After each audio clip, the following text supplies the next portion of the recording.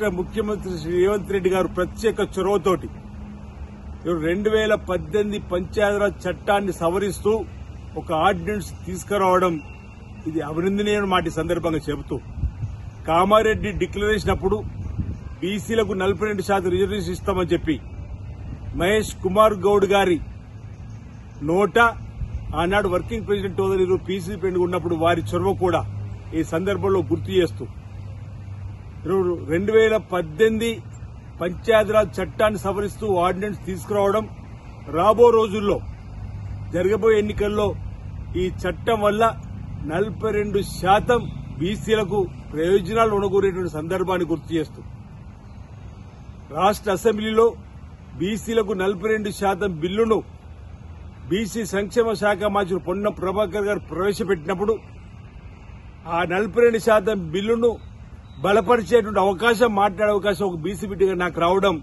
పూర్వజన్మ సుకృతంగా భావిస్తూ ఆ రోజే గౌరవ ముఖ్యమంత్రి రేవంత్ రెడ్డి గారు ప్రత్యేకంగా అభినందనలు చెప్పడం జరిగింది. ఈరోజు రాష్ట్ర శాసనసభలో బిల్లును ఆమోదింప చేసుకుని కేంద్ర ప్రభుత్వానికి పంపిస్తే ఇప్పటి వరకు కేంద్ర ప్రభుత్వం ఆ 42% సంబంధించిన దానిపైన తమ చిత్తశుద్ది నిరూపించుకోలేరు. కేంద్ర ప్రభుత్వం దీనిపైన ఊసే పలికిన సందర్భంలో బీజేపీ బీఆర్ఎస్ పార్టీలు రెండూ కూడా మా ముఖ్యమంత్రి శ్రీ రేవంత్ రెడ్డి గారిని అభినందించాలి, స్వాగతించాలి. మీరు ప్రత్యేకంగా మా ముఖ్యమంత్రికి అభినందనలు చెప్పి మీ చిత్తశుద్ది నిరూపించుకోవాల్సిందిగా కోరుతా ఉన్నా. సాటి బీసీ బిడ్డగా బీసీ సంఘాలందరికీ విజ్ఞప్తి చేస్తున్నా. మనం జంతర్ మంతర్లో ధర్నాలు చేసిన రోజు దేశవ్యాప్తంగా సుమారు 60 మంది ఎంపీలు ఇండియా కూటమిలోని అన్ని పార్టీల వచ్చి కూడా మనకు మద్దతు చెప్పిన రోజు, అటు బీజేపీ బీఆర్ఎస్ రాని రోజును మనం గుర్తు చేసుకున్నాం. కేంద్ర ప్రభుత్వం ఒకవేళ దిగిరాకపోతే రాష్ట్ర వ్యాప్తంగా మేమే చట్టంలో ఏదైతే ఉన్నటువంటి వెసులుబాటు ఆధారంగా ఆర్డినెన్స్ తీసుకుంటూ చెప్పిన ఆనాట సభ ద్వారా కూడా గౌరవ ముఖ్యమంత్రి రేవంత్ రెడ్డి గారు చెప్పిన సందర్భం.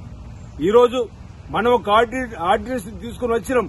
ఈ ఆర్డినెన్స్ ప్రకారం మనం ముందుకు పోయేటువంటి సందర్భంలో బీసీ సంఘాలు సైతం కాంగ్రెస్ పార్టీ ప్రభుత్వాన్ని అభినందించాలి, గౌరవ ముఖ్యమంత్రి రేవంత్ రెడ్డి గారిని అభినందించాలి, పీసీ అధ్యక్షుల్ని అభినందించి రాబో రోజుల్లో బీసీల పక్షపాతమైనటువంటి ఎస్సీ ఎస్టీ బీసీ మైనార్టీల ఐక్యతకు కాంగ్రెస్ పార్టీ ప్రభుత్వం పెద్దపీట వేస్తున్న అంశాన్ని గమనించి ఈ రోజు అభినందించాలని చెప్పని సాటి బీసీ సోదరులకు బీసీ సంఘాలకు నేను ఈ సందర్భంగా విజ్ఞప్తి చేస్తూ కవిత ఏదో సంబరాలు జరుపుకుంటున్నది, నీకేం సంబంధం అమ్మా మా బీసీలకు సంబంధించిన అంశం వచ్చినప్పుడు అని చెప్తా ఉన్నాం.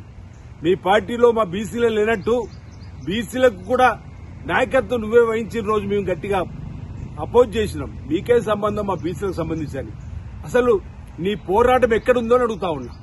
ఈరోజు బీసీల కోసం మా బీసీ సంఘాలన్నీ ఈరోజు మా పార్టీ కాంగ్రెస్ పార్టీ 42% రాజకీయ రిజర్వేషన్ ఇస్తున్న రోజు ఈ పార్టీ ఎక్కడ విందో అంటున్నా. 10 సంవత్సరాలు రాజకీయాలు ఉన్నటువంటి ముఖ్యమంత్రిగా మీ నాన్న, మీ సోదరుడు, మీ వాళ్ళు బీసీలు పట్టించుకోకపోతే ఆ రోజు ఎందుకు నీ పోరాటం చేయలేమని చెప్పి అడుగుతున్నాం.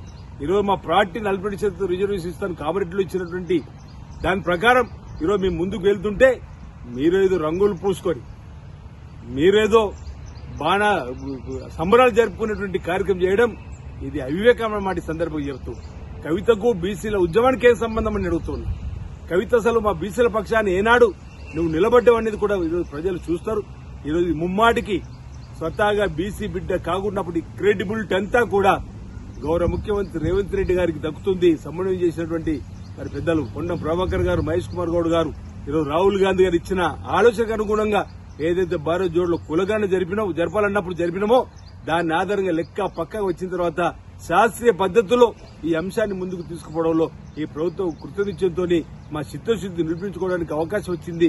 మా చిత్తశుద్ది నిరూపించుకున్న వాటి సందర్భంగా నేను తెలియజేస్తూ మరోసారి గౌరవ ముఖ్యమంత్రి రేవంత్ రెడ్డి గారికి నేను ప్రత్యేకమైనటువంటి అభినందనలు అందజేస్తా ఉన్నా.